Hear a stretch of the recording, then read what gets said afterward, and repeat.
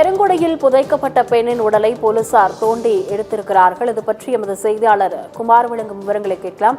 குமார், இது தொடர்பான விவரங்கள். வணக்கம் ரவி. பெருங்குடியில் மனைவியை கொன்று குப்பை கிடங்கில் புதைத்த கணவர் கைது. தாசில்தார் முன்னிலையில் உடலை தோண்டி எடுக்கும் போலீசார். சென்னை பட்டினப்பாக்கத்தை சேர்ந்த நவீன், மகாலிபுரத்தை சேர்ந்த லட்சுமி இருவருக்கும் திருமணமாகி 8 ஆண்டுகள் ஆகிறது. 3 இவர்களுக்கு மகன்கள் உள்ளன. இருவரும் பெருங்குடி குப்பை கிடங்கில் பிளாஸ்டிக் இரும்பு கழிவுகளை சேகரித்து விற்பனை விற்கும் தொழில் செய்து அங்கு கொட்டகை அமைத்து வசித்து வந்தனர். நேற்று மதியம் நவீன் துறைப்பாக்கம் தீவரம் பகுதியில் உள்ள ஒரு டாஸ்மாக் பாரில் நண்பர்கள் 3 பேருடன் மது அருந்த போது போதையில் பேசிக் கொண்டிருந்த போது மனைவியுடன் ஏற்பட்ட தகராறில் அவரை கொலை செய்து குப்பை கிடங்கில் புதைத்து விட்டேன்.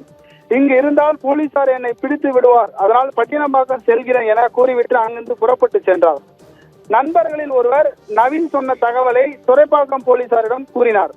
காவல்துறையினர் நேற்று மாலை லட்சுமி கொன்ற புதைத்த இடத்தை பார்வையிட்டனர்.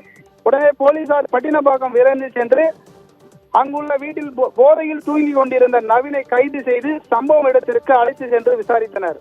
விசாரணையில் ஆண் ஒருவரிடம் செல்போனில் மனைவி பேசியதால் ஆத்திரத்தில் அடித்துக் கொன்றதாக வாக்குமூலம் அளித்தார். தற்போது சோழிங்கநல்லூர் தாசில்தார் இலக்கியா முன்னிலையில் உடலை தோண்டி எடுக்க உள்ளனர். மருத்துவ தடவித்துறையினர் உள்ளிட்டோர் பலர் உடன் இருக்கிறார்.